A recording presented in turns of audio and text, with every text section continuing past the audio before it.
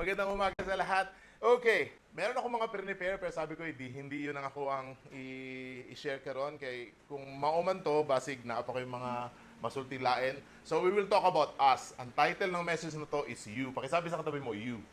Okay, ikaw. Ang title nito, ikaw. So ibig sabihin, it is about you, it's about me, it's about us. So everyone is following somebody. Anong ibig sabihin nun? Ang lahat ng tao, meron silang ginasunod, gina-follow. Meron silang gina-follow. Meron tayong mga hero, meron tayong mga tinitingala, meron tayong mga sinasabi na gagayahin natin or minsan ginagaya na nga. Ang Buddhism, they follow Buddha. Yung Taoism naman, they following Lao Tzu. Okay? Kung may lahi kayong Chinese, so maybe yung mga ancestors ninyo yan.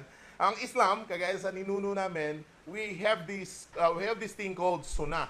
Sunnah means following the way of the Prophet. Kaya kung makikita nyo, yung may mga Muslim minsan ang balbas nila kanang orange. May nakita na kayo gano'n? Orange. Nga naman, ginasadya nila mag-orange ng balbas kay one time, propeta nila, kumain ng prutas, naging orange ang balbas niya. Eh hindi man sila maging gano'n, so ginagaya nila. Kasi nga, dapat mong gayahin kung ano yung propeta para maging karapat-dapat ka sa Diyos. Gano'n ang kanila. So, kung ang propeta nag-pray ng 5 beses din sila mag-pray. Hindi pwede 2, hindi pwede 3. Okay, 5 beses. Kung ano yung ginawa ng propeta nila, gano'n din sila. Kasi meron silang sinusunod. Ang Judaism, meron din natawag na rabbinic tradition. Ang Talmidim means disciple. Ang mga disciple, ginagaya nila yung kanilang mga rabbi. Kung ang rabbi kaliwete din ang mga disciple. Kapag ang rabbi, ganito ang favorite niya, hallelujah, praise the Lord, ganun din ang mga disciple. Kung ang rabbi, for example, isa mabilis maglakad, mabilis din maglakad dapat ang mga disciple. Kung anong theology ng rabbi, gayahin din nila. Kaya yung mga disciple, ikaw, kung meron kang discipler, ikaw disciple, gagayahin mo rin yung discipler mo. Ganun sila nung unang panahon. Okay, napansin nyo, minsan may mga pastor na ginagaya din natin kung paano yung action nila, forma, yung pormahan, the way sila magsalita, the way sila mag-pray, minsan ginagaya natin. Somehow, shadow ng rabbinic tradition. But in Christianity, sa atuang pagtuo, sinong ginagaya natin? Okay? Si Jesus. Sana si Jesus, no? Pero minsan, ginagaya natin yung denomination natin. Kung ano yung sinabi ng denomination natin, yun ang gagawin natin. Pagka binawal tayo makipag-usap sa iba, hindi tayo makikipag-usap sa iba. Pag sinabi ng denomination natin na hindi natin sila kauri, hindi natin sila kasama, minsan kahit kaibigan natin, tinatatuanan natin kasi sabi ng denomination. Minsan, ginagaya natin ng pastor natin, which is madalas. Okay? Minsan, ginagaya naman natin yung tradisyon. Ano ibig sabihin ng tradisyon? Kailangan magsimba tayo alas 6 ng umaga. Pagkagising mo pa lang, dapat pumunta ka na sa simbahan. Bakit? Yun ang nakagisna ng mga ninuno. In Christianity, medyo tagilid ang ating, sino ang dapat nating gayahin? Which is sana si Jesus ang ating gayahin. Now, meron akong verse and tingnan natin sa tayo pupunta. Matthew chapter 5, verse 14 to 16. You are the light of the world. A city set on a hill cannot be hidden. Nor do people light a lamp and put under a basket, but on a stand, and it gives light to all in the house. In the same way, let your light shine before others, so that they may see the good works and give glory to your Father who is in heaven. Matthew chapter 5, 14, verse 16. Meron ditong sinabi, good works. Medyo takot na takot ang mga tao sa good works. Ang evangelical Christianity takot sa good works. Ang good works, kung sa pinaagi ng batas, ng law, ng Old Covenant, masama. Pero kung pinaagi ang good work, bunga ng grasya sa Ginoo, mabuti. Good works, ang hinihingi sa atin dito para makaglorify sa Father. I want you to understand ang situation ng unang panahon, nung sinabi ito ni Mateo. Sa future, magkakaroon tayo ng mga leadership training. We will study the Bible. Mag-aaral tayo kung anong ibig sabihin. Ang tawag doon, context. Pag-aaralan natin yung mga context. Tingnan natin ang context nito nung panahon ni Jesus, nung mga panahon ng disciples, even nung mga panahon nung umakyat na si Jesus sa langit. Tapos anong context nito nung mga panahon ng church fathers. Ang context nito, ang Israel is under the ruling of the Roman Empire. Okay? Tingnan nyo ang pinaka-example noon, World War II. Ang Pilipinas under sa mga Hapon. Nakita nyo? Gumawa ang Hapon ng fake president, gumawa ang Hapon ng fake money. Nasa Pilipinas ka, pero iba ang nagro-rule sa'yo. Ganun ang panahon noon ng Israel. Nasa Israel sila, pero iba yung ruler nila. Iba yung hari. Iba yung binibigyan nila ng tax. And nung panahon na yon, ang leader nila is si Julius Caesar. Si Julius Caesar ang kauna-unahang Romano na ginawang Diyos ng mga taga-Romano. Gumawa sila sa Senate ba? Yung Senado, oh, we declare that our leader now is God. Ganun ang ginawa nila noon. Nag-declare sila na, okay, our leader, the emperor, is God. Tinawag nila ngayon si Julius Caesar, Divinus Julius. Ibig sabihin, divine, o si Divino, you know? Divine. Julius the Divine. Kaya yung pangalan mo, Divino is divine. It means holy, means God. Si Julius Caesar, ginawa nilang Diyos. So next time ha, kung sino man ang magiging pastor ng JCC, huwag niyong gawing Diyos. Okay? Okay, huwag kayong mag-meeting na, let's meet, tapos gawin natin Diyos. Okay, si Julius Caesar, ginawa nilang Diyos. And you know what? Naggawa sila ng palaro, Olympics, tapos meron sa Olympics may comet. May comet na lumipad, sabi nila, see, kita nyo? Sinasabi ng heaven na totoong Diyos si Julius Caesar. Totoo. See, nagkataon ba na totoong Diyos si Julius Caesar? Si Julius Caesar ngayon nag-ampon. Ambot, bakit di magkaanak ng mga Caesars? Nag-ampon siya. Itong pangalan, ito namang anak niya, ang pangalan nitong anak niya is Augustus Caesar. Pinangalan niya sa sarili niya ha, pinalitan niya ang pangalan niya. Ang pangalan niya, Imperator Caesar Divi Philus Augustus. Ibig sabihin nun, Emperor Augustus Caesar, son of Julius Caesar the Divine. Siya ang son of God. Nakikita niyo na? Si Julius Caesar, God. Si Augustus Caesar, son of God. Sa panahon ni Jesus, merong son of God. Reveal up natin. And ito si Augustus Caesar, siya ang nagpasikat sa kanilang empire. Nasakop niya simula Egypt to Spain, to konting Britain, sa Germany, hanggang sa Syria. Halos buong mundo, known world. Nung panahon noon, yung maraming tao, maraming city, sakop ni Augustus Caesar. And si Augustus Caesar, ginawa niya ng religion ngayon ang pangalan nila. Gumawa siya ng Church of Caesars. Okay? Temple na yun. Gumawa na yun siya temple. Kumbaga, oh, my father was a God, and I am the son of God. Gawin na natin to. Naggawa siya ng templo. Lahat ng lugar ng city nila, gumawa siya ng templo, and sinakop niya na halos lahat. Kung alam ni Augustus Caesar na mayroong Pilipinas, and maganda, sinakop niya rin ang Pilipinas. Lahat ng kaya niya sakupin, sinakop niya. Why? Kasi, ang sabi niya, I am God, and I should rule over the world. Si Augustus Caesar. Meron siyang ginawang salita, Pax Romana or the Peace of Rome. Ang ginawa niya, ako naman ang God ng lahat, no? Lahat magbibigay ng tax sa akin pero walang makikipaggera sa inyo. Kapag may naggera sa inyo, the whole empire will help. So nagkaroon ng kapayapaan for 200 years sa panahon niya. Walang makikipaglaban, walang magigera dahil nandun si Augustus Caesar. And sabi niya, because of me, walang gera. And imagine, yung mga Christians sa panahon na yon, ano kayang feeling nila? Nagkaroon pa ng isang anak, si Tiberius. Si Tiberius naman, apo na ng Diyos. Pero Diyos din siya, si Tiberius Caesar. Tingnan natin mabuti, sa panahon nila, may conflict. Dalawa ang ruler. Si Jesus who came and Caesar. Nganoon, ang tanong nila, tinatanong nila lagi, tanong ng mga Christians, who is your Lord? Sino ang Diyos mo? Sino ang Panginoon mo? Medyo laliman natin ng konti. Alam nyo ba, ibig sabihin, alam nyo ba ang greetings nila noong unang panahon? Ang greetings nila, pag magkikita kayo sa highway, para dili ka patsyon ha, Caesar is Lord. Kung hindi mo sasabihin, you can die. Greetings ninyo. Caesar is Lord. Caesar is Lord. Kasi panahon yun ng gera. So, merong password. Murag sa Pilipinas, imagine niyo nagtatago ka, o sige na lang God, kunyari sa hapunta, para di ka patsyon. Caesar is Lord, Caesar is Lord. Caesar wanted to rule the world gamit ang politics, gamit ang power, gamit ang army. Yan yun ang mindset. Yan ang rule nila. Pero si Jesus, iba. Jesus commanded us to serve the poor, to feed the hungry, to rule the world and bring heaven on earth. Thy will be done here on earth as it is in heaven. Ang question nung unang panahon ng mga disciples, who is your Lord? Jesus or Caesar?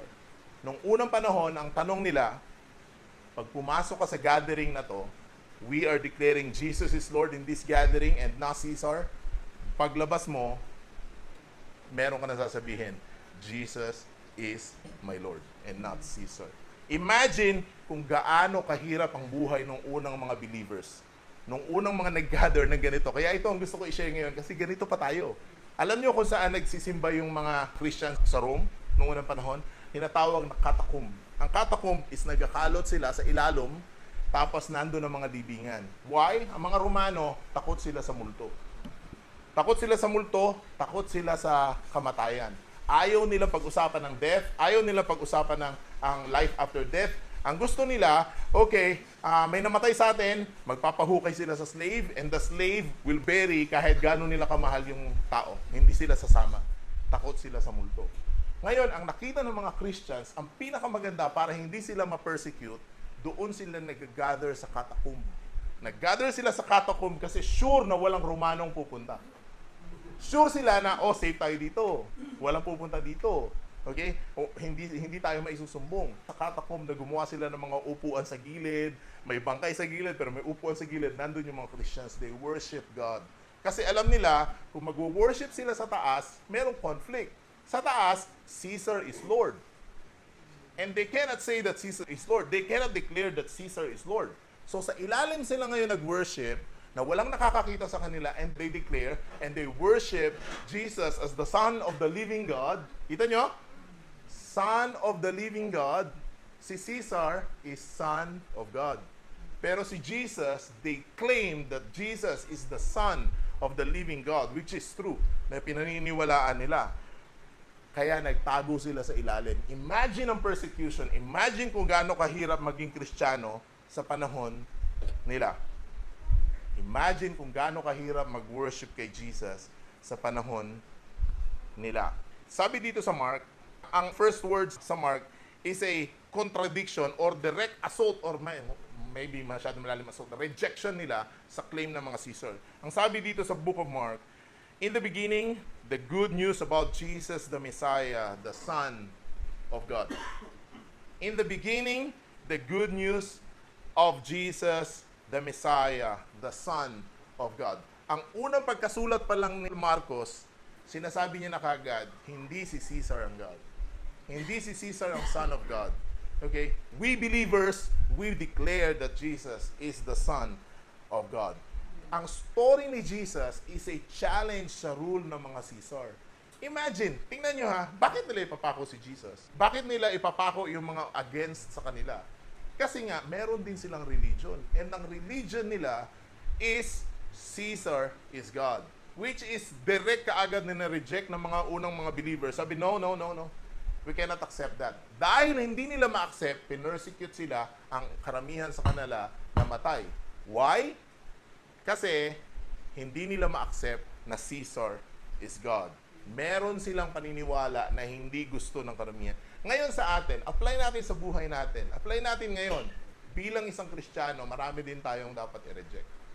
Ang isa nating dapat i-reject is yung understanding na meron pang ibang God, na meron pang ibang Lord, na meron pang ibang dapat tayong itaas o purihin aside from Jesus. Bakit tayo nandito ngayon? First, kaya tayo nandito ngayon kasi we are following Matthew 26:16-20. And dito, ako maglalalim ng konti. Okay. I am avoiding this actually for 22 years. Pinost ko nga sa Facebook. I'm avoiding this for 22 years. Naka-receive ako ng word 22 years ago. 20 years old ako. I was young then. Okay? Ang sabi, if you say yes. That is the question ang word. If you say yes, I will give you 5,000 followers. Just say yes. I avoided that. Umiwas ako. Gumawa ako ng sobrang daming trabaho. Iniwasan ko. And now, I say yes. Not because I want the 5,000 followers, but it is time for me to say yes. Matthew 28:16-20. And the 11 disciples went to Galilee, to the mountain where Jesus had told them to go. When they saw him, they worshipped him, but some doubted. Then Jesus came to them and said, all authority in heaven and on earth has been given to me. Therefore, go and make disciples of all nations, baptizing them in the name of the Father and of the Son and of the Holy Spirit, and teaching them to obey everything I have commanded you. And surely I am with you always to the very end of the age. When they saw Jesus, they worshiped Him, but some doubted. Are you the one? Kasama ka ba dito sa challenge na to? Maybe sabihin mo, yes, I'm a worshiper of Jesus. Pero pati yung mga nagda-doubt, pati yung mga, ano sa'yo Bisaya sa nagda-doubt yan? Nagduha-duha. Pati yung mga nagduha-duha, gihatagan ni Jesus og katungod. Gihatagan ni Jesus ng commandment. And sabi ni Jesus, all authority has been given to me. Sabi niya, on earth, okay, and heaven has been given to me. Therefore, go. Ang ibig sabihin nun, all authority has been given to me, then I will give you. Okay? Kung ano yung meron ako, meron ka. Sabi niya, all authority has been given to me. Heaven ha, tsaka earth, nasa akin. Therefore, I say go. Ang ibig sabihin nun, lahat ng authority nasa akin, sa langit at sa lupa, ngayon, inuutusan ko kayo. Gawin nyo rin. Pero some worship Him and some nag-doubt. Unfair, no? Unfair ba? Yung iba, talagang, ano yun, yung in love guys sa Ginoo, yung iba talagang nag-follow, pero yung iba nagaduha-duha, pero gitagaan gihapog power.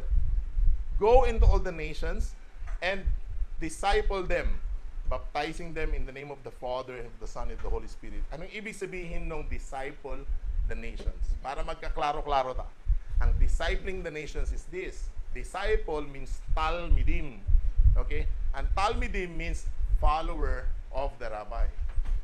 Kung ano ang yung rabbi, ganun din sila. Kung ano yung natutunan natin kay Jesus, yun ang ituturo natin sa kanila. Hindi yung tuturo natin kung ano yung ano yung parang sabihin natin turo ng denomination natin, turo ng ating mga tradition. No. Kung ano yung turo ni Jesus from the Bible, yun ang ituturo natin sila. Gagawin natin silang Jesus kagaya ng pag-follow natin kay Jesus. Yun man ang goal. Christian means follower, imitator of Christ. Okay? Meron konyo, tawag doon Jesus boy. O, yung Jesus boy yan, ibig sabihin, mga mahilig kay Jesus. Okay. Pero mayroong sabi sa atin meron sinabi sa atin na to, lagi niyong tandaan, I will always be with you. I am with you always to the very end of the age. Kasama niyo ako hanggang sa dulo ng wakas. Ang ibig sabihin nun, kasama natin si Jesus kahit ano man yung experiences natin, kasama natin si Jesus. Okay, why are we gathering? Dito ako matatapos, pero tingnan natin to. Why are we gathering? Because we want to follow Jesus, to go to the nations. Actually, gikapoy na ko, no? Gikapoy ko adto sa mga simbahan. Gikapoy na ko sa mga simbahan na walay plano mag-reach out sa tao. Gikapoy na ko ba? Gikapoy ako na, basta may plano nila magpadako ng building, magpalit ng mga gwapong gamit. Pero tingnan mo ang miyembro. Yung miyembro pa rin natin sa TJF tsaka PCCF, yung pa rin. Walang magbago. Walang iba. Wala ka nakitang nabaptize. Why? Kasi hindi, nakalimutan na siguro nila yung Great Commission. Maybe, pagandahan, palakihan ng simbahan na lang. Alam nyo ba, na ang church nung unang panahon, nung gamay pa ang church, solid sila, dili matibag ang ilahang theology. Nung gamay pa sila, solid sila. Pero yung church, what I'm saying is the Catholic Church, nung ang church is naging state religion, naging religion ng gobyerno, nakurap. Nung gamay pa, dili pa kurap. They love each other, they give food to one another, they help one another. Pero nung naging state government religion na, corrupt na. Hindi na tumutulong sa kapwa, wala nang pagmamahal sa kapwa. Okay, ninanakawan pa yung kapwa. Why? Kasi hindi talaga ganon. Kung tayo dadami man, hindi natin tatanggalin ng ganito. Merong gathering sa Salud, may gathering sa Maa, may gathering sa Agdao, may gathering kung saan-saan. And Sunday is just a celebration or fellowship. The life should be there sa bahay. Nandun na sa bahay ang baptism, nandun na sa bahay ang kasal, nandun na sa bahay ang prayer meeting, nandun na lahat. Sunday is just gathering of people celebrating, worshiping God. That's it. Hindi Sunday ang buhay. It's too shallow. Christian ka tapos Sunday lang. Too shallow. Too shallow for me. Now, Donnie and other brother parang called my attention. Tapos sabi na, let's start the church. Sawa na tayo na sumali sa vision ng iba o yung vision naman natin. So, we talk and nag-gathering kami dito. This is the vision. Ang pangalan ng church na itatawag namin is JCC, Jesus City Church. Okay? Why? Wala lang. Kasi yun lang maganda sa tenga daw. Para okay, Jesus City Church. Pero ang i-register is depende pa. Ang registration kasi iba rin yung parang ano nyo lang, yung parang logo. Walang problema yun. Okay. Ang vision is to love God. Okay. We envision, we see a church na nagmamahal sa Diyos. Hindi nagmamahal sa denomination, okay? Hindi nagmamahal sa teaching, hindi nagmamahal sa building, hindi nagmamahal sa pastor lang, hindi nagmamahal sa dahil friends ko lang kayo. No, kundi church na mahal ang Diyos. Ang dream natin is yung heartbeat ng God is heartbeat din natin. That is our dream. Okay? Na mahalin natin ang Diyos. Makakita tayo ng gathering of people who love God. Now, second, sa vision is to love the church. Anong ibig sabihin natin ng love the church? Okay? Anong church? Okay? Hindi ang building church. Okay? Ang church is the body of Christ. Okay? Yung mga magkakasama. So we love each other. Hindi ta mag-away-away. Okay? We give grace to one another. That is our dream. To love God and to love the church. Now, another one sa ating vision is to love the city. Mamahalin natin ang city. Anong ibig sabihin nun? Hindi tayo magiging corrupt. Hindi tayo magiging mapagsamantala sa city. We obey the rules of our city and we will pray for our city. Because we love God, we love the church, and we love the city. And then, yes. And ang last sa vision natin is to love the nations. Ibig sabihin nun is meron tayong care sa nations. For example, marami na tayong masyadong pera, nagkaroon ng disgrasya o nagkaroon ng dilubyo sa isang lugar outside our city, we help. Kung ano may tutulong natin, we help. Why? Because we love God, we love this church, we love the city, and we love the nations. Ang vision natin is about love. It's all about love.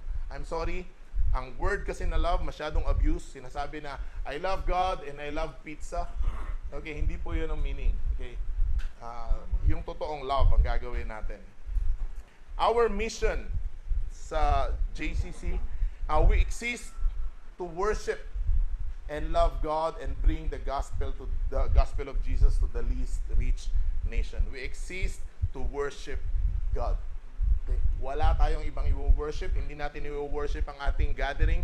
Hindi natin i-worship ang ating mga leaders. Hindi natin i-worship ang ating sistema. Hindi natin i-worship ang ating worship band. And our worship band will be the best. Tandaan niyo yan. Our worship band, titingnan tayo ng mga tao, titingnan tayo ng body of Christ. Mabibless sila because our worship team is the best. That is our dream. Okay? Mangyayari yan because we love God and we love the church. We exist to worship. Okay? Our worship is our tool. Ang worship natin is our tool to encourage people to join us because we are lifting God. And we bring Jesus, the gospel of Jesus to the nations. Hindi, kung titingnan nyo, konti tayo, tandaan nyo itong araw na to, hindi ni mao. Okay? We will send missionaries sa iba-ibang lugar. We will send evangelists sa iba-ibang lugar. We will spend our money. We will use kung anong meron tayo to send people para magkaroon ng worship sa lugar nila. So that is our dream. And we will reach out to the least reached nations. Ibig sabihin, kung marami na ditong nagtapok ng mga missionary, dirita sa wala kayo nagtapok. Okay? Marami na ditong mga churches, pilan na ang churches diha? Ano naman diya, 15 na. O diri ta pila, isa pa man diri. Pero takilid maning isa diri. O diri ta, tabang ta diri isa. Okay, we will go and reach to the nations. Tandaan nyo, if that is our heart, ipupur ng Diyos ang kanyang provision sa atin. Sobrang daming nating magagawa. God will bless us because we cease to worship and love God and bring the gospel of Jesus to the least reached nation. Culture. Anong culture? Sa iyo pa, magklaro na tayo ng culture. Okay? Anong church culture natin? We are a diverse community of excellent worshipers of God. Ano ibig sabihin nun? Diverse community. Pwede sa atin dito ang mga nitibo, pwede ang mga Muslim, pwede ang mga iba-ibang klaseng tao. We embrace everybody. Hindi pwede sabihin natin na Ilocano lang kami. Okay? Ilocano church. O Chinese church lang kami. Hindi pwedeng ganoon. Okay? We embrace everybody. Diverse community. Iba-ibang itsura, iba-ibang kulay, iba-ibang tribo, iba-ibang lingwahe. Worshiping the Lord. Pero merong nilagay na word. Si Pastor Bert, excellent worshipers of God. Dili lang ta mag-worship. We are excellent worshipers and real worshipers. Ang isang example doon, sa worship team, sabihan na namin kayo kasi galing kami dyan. Okay? Before kayo, kami na una. Nakapagkatapos ng worship, dagan namin dito sa burger machine. Sa obrero ba? Pagkatapos ng worship, syempre, ako man ang gitarista, awa na. Lahat ng youth, wala namang youth, nandun na sa burger machine tanan. Pagkatapos ng wali, naapot na pod. Naapot me. So no, we worship God. Okay, sali tayo sa word kasi diyan tayo lalalim. And huwag niyo sabihin na nagano lang kami, na nangangaral lang kami na hindi totoo sa buhay namin. No, niagi mi diha. Oh, kapalumi. Okay. Yang gihimo na ako sa una sa PCCF, lahat man ng youth doon sa likod nakaupo. Tapos sabay pag preaching na mamalit na ng burger. Ay ko na, unsay problema? Gutom man, kuya. Gutom.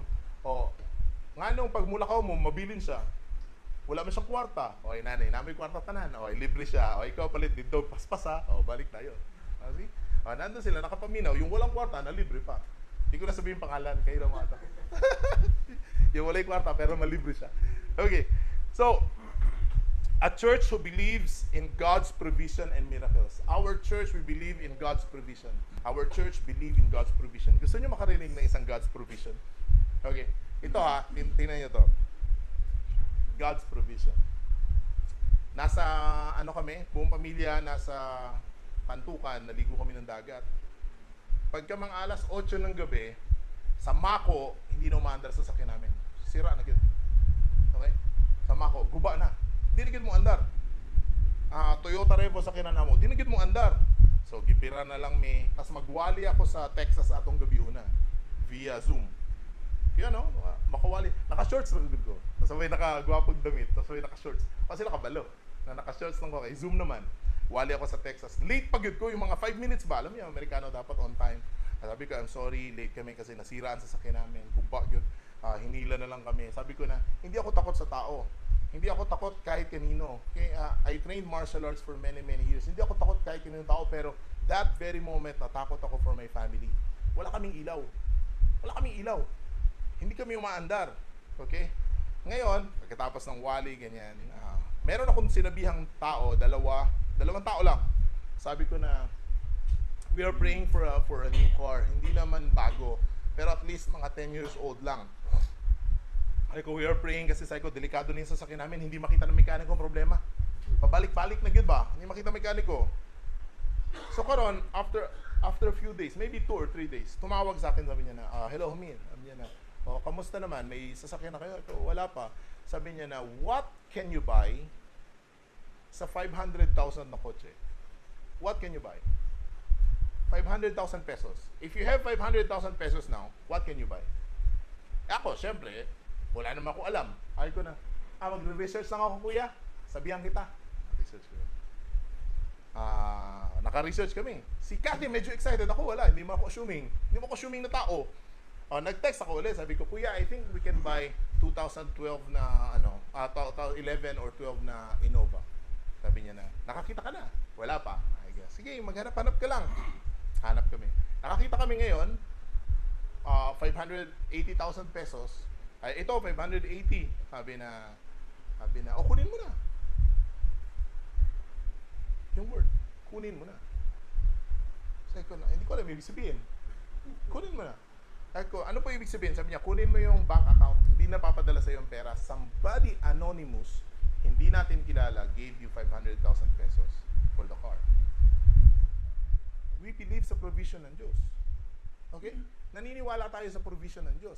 Ang mga anak ko makaka-testify na naniniwala kami sa provision ng Diyos. Pag sinabi namin, wala, pero maya-maya meron na. Why? Because I believe na totoo simula noon sa mga apostoles hanggang ngayon, ang Diyos nagpo-provide. Kaya ngayon, i-reject natin ngayon yung theology na God is not providing. Okay? Mas i-bless ka ng Diyos kung maghago ka. Pero minsan, hindi ka nga maghago, i-bless ka pa rin eh. Why? Anak ka man niya. Okay, yung anak mo, pagkagising pa lang, sabi mo, dapat paghirapan mo yung almusal mo. No. Paggising niya, mag-almusal ka dyan. Anak ka man. O pagkatapos yan, maghugas ka ng plato. Nakita nyo? Pero hindi ang Diyos yung ganun. Hindi ganun Diyos. Paghirapan mo. No. God is providing. And now, secondly, dito sa ating culture, we believe in miracles. We believe in miracles. Okay? Si Ali, si Sam na dengue, ilan na lang ang platelet? Pinakamababa? 14. Si Ali, 8. Sabi ko, first time, hindi lang nakita ni Cathy, punta ako CR. Umiyak ako, sabi ko na, ang anak ko mamamatay lang ng lamok. Literally, sinabi ko sa Diyos ba? Sabi ko sa Diyos na, we have good genes. Sa anak ko, mapatayin lang ng lamok. Yung anak, yung bata na reklamo ba? Pero I believe in miracles, okay? You know, buti, hindi ka namatay sa lamok. Pero we believe in miracles. Not just yung petty miracles, but big miracles. Kung kailangan mo ng promotion sa trabaho, we believe in that. Kung kailangan mo ng paggaling sa sakit, we believe in that. Kung kailangan mo ng milagro para magkaroon ng property, ng bahay, ng sasakyan, we believe because God is making miracles until now. That is our church. Hindi tayo church na hindi naniniwala sa miracle. Okay, a church who obeys the Great Commission of Jesus Christ, na nag-evangelize, nagre-reach out sa tao, nag-share sa tao. We believe that is our culture. And lastly, we believe that we are blessed para maging blessing tayo sa ibang tao. Paano ka magiging blessing sa ibang tao kung di ka blessed? You cannot give what you do not have. Okay? Kung wala ka, tapos binigay mo, hindi totoo yun. Ang tawag doon pretending. Okay? Pero kung meron ka naman, tapos sabay hindi ka nagbibigay, ang tawag doon madamot, selfish. Okay? Tapos kung meron ka, sinasabi mo na ito akin, sinasabuhay mo, sinasabi mo sa iba na isabuhay din nila, pero totoo, hindi mo sinasabuhay, ang tawag doon, hypocrisy. And that words came from my dream. Napanaginipan ko na nag-preach ako sa multitude of people and yun ang preaching ko. You cannot give what you do not have. If you give what you do not have, ang tawag doon pretending. Tapos kapag meron ka, you have it, pero you don't want to share it, you don't want to give to other people, ang tawag doon is madamot. Tapos kung meron ka, pero hindi mo sinasabuhay, pero sinasabi mo sa iba, isabuhay nila, ang tawag doon hypocrisy. Exact words, verbatim, panaginip ko. Gwapo po sa kasahay, no? Panaginip ka, preach mo ba, no? And now, makikita nyo, ibabalik ko ulit yung Matthew chapter 5, verse 14 to 16. Para makita nyo kung ano yung ibig sabihin ng preaching na to. You are the light of the world.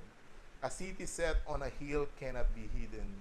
Nor do people light a lamp and put under a basket, but on a stand, and it gives light to all in the house. In the same way, let your light shine before others, so that they may see your good works and give glory to the Father who is in heaven. Ang ibig sabihin nun, you are the Bible na binabasa ng tao. Okay? Ikaw, ako, ang tinitingnan ng mga tao kung ano ba ang Diyos. Kung balasubas ta, tingin nila balasubas po ang Diyos. Okay? Kung puro pangwarta ta, ang tingin po nila, mangwarta raman ang religion nila, puro sila pangwarta. Pero, kung tayo nagmamahal sa kapwa, yun din ang tingin nila sa Diyos, mapagmahal sa kapwa. Alam nyo paano dumami yung mga Christians na nagtatago sa catacomb before? Alam nyo kung paano sila dumami? Because of their testimony. Because of their love to one another. Because mahal nila ang kapwa and nakikita ng kapwa na nandun sila. Literally, ang bread nung unang panahon is not bread na kinakain natin ngayon sa communion na napakaikli. Ang bread nila nung unang panahon is a meal. Ang tawag sa gathering nila noon is a love feast. They always feast. They always eat. They always gather and drink wine and eat para mag-glorify ang Diyos sa buhay nila. Literally, house, church. Sa loob ng house, may food. Sa church building, walang food. So, kung magkakaroon tayo ng church building sa future, I suggest sa mga leaders na we will have coffee and we will have bread. Pagpasok pa lang nila sa gathering, kung hindi pa sila nakapamahaw, hindi na nila iisipin na gutom kaayo, ang wali ni pastor, di ko na maintindihan, ang ganda sana ng worship, pero happy naman kumukollaps. naatay bread and naatay coffee. Kanino manggagaling? Kung sino magbibigay. Because we love the church and we love God and we love the people. So we will be a different church. A church in action, yun ang ating slogan. JCC is a church in action. Magkakaroon tayo ng gathering of people who loves one another, who take cares of one another. Alam nyo, sa future, kapag ka merong ganito na, Pastor, wala kami pambayad ng kuryente. Do we need to pray? Nabigyan siya ng Diyos ng pambayad ng kuryente. Kung mag-chip in tayo ng tigo 100, mababayaran niya ng kuryente. Maybe sa future we can do that. I'm not saying ganyan talaga. Or maybe sabihin natin na itong anak ko sobrang talino pero wala talagang pang-aral. Kung kaya ibigay ng church, bigay ng church. Kung hindi kaya ng church, maybe we can talk to members na kaya mag-donate. That is a church for me. Hindi yung magkikita-kita tayo Sunday, hindi mo pa nga alam ang pangalan eh. Okay? Hindi mo alam pangalan, tapos sabay, kagaya ni Cathy, si Cathy, nasa siya, teller siya ng, dati, ng Bayantel. Kimura-mura siya ng babae. Kimura-mura siya. Tapos sabay, umuwi siya, sa akin, iyak siya ng iyak. Alam niyo kung bakit? Bakit siya umiiyak? Lagi namang minumura ang teller di ba? Pero yung isang tao, bakit siya umiyak? Kasi nagpipreach yung babae sa TV. Kaya siya umiyak. Okay? Kita nyo? Huwag nyo, walang pangalan. Okay? Kung hindi mo kaya maging Christian sa labas ng bahay, huwag ka na lang lumabas.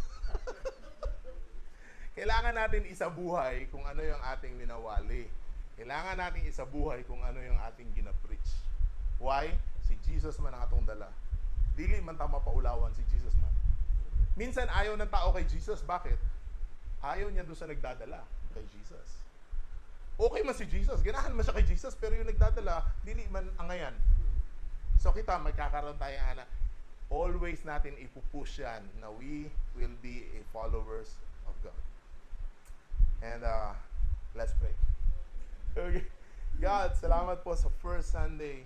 We talk about us, paano ka magiging follower mo, paano kami magiging servant mo, paano kami magdadala ng gospel to the nations. God, thank you, and thank you for this gathering, and we have visions, okay? We have mission and we have culture, pero lahat ng to, hindi posible kung hindi mo kami sasamahan. We pray na samahan mo kami, kagaya ng pangako mo, na sasamahan mo kami hanggang sa dulo ng walang hanggan, and bless us para maging blessing din kami sa ibang tao. Bigyan nyo kami ng mga blessings para ma-share namin sa iba. Bigyan nyo rin kami ng mga ideas how to serve the poor. Bigyan nyo kami ng mga ideas how to reach out the nations. We glorify you, and ikaw ang mag-glorify sa aming grupo, sa aming samahan, sa aming fellowship. Pangalan mo lang ang aming dadalhin. Ikaw lang ang aming itataas. Ikaw ang aming sasambahin. Ang pangalan mo ang aming isisigaw. Pangalan mo ang aming ipagmamalaki. Dahil ikaw ang Diyos. Maraming salamat po. In Jesus' name we pray.